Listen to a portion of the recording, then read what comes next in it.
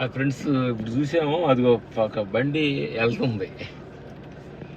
పాత సామాను అటు దిప్పు, పాత సామాను కొనబడును, పాత సామాను, పాత బైకులు ఎట్లా వెళ్తున్నాడు.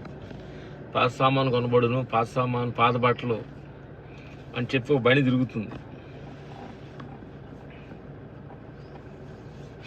కానీ ఒక పాత వాడుపడ్డ సామానుకి వాల్యుయేషన్ లేదు, దానికి రేటు తక్కువ.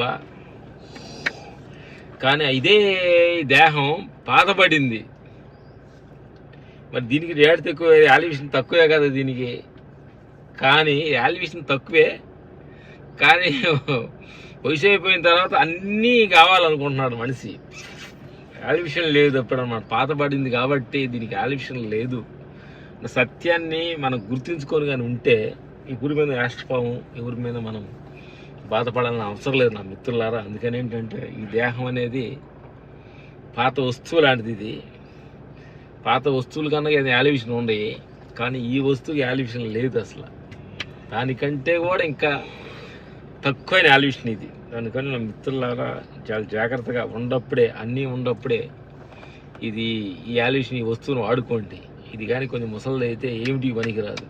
చూడటానికి, మాట్లాడటానికి, వినటానికి, తినటానికి, ఉండటానికి దేనికి పనికిరాదు. ఇది సత్యాన్ని గుర్తించుకోండి. 4 రోజులు సమయాన్ని వేస్ట్ చేసుకోకుండా, చెడేసనాలు బానిసలు అవ్వకుండా 4 రోజులు హ్యాపీగా గడుపుకోండి. Okay, thank you, bye bye.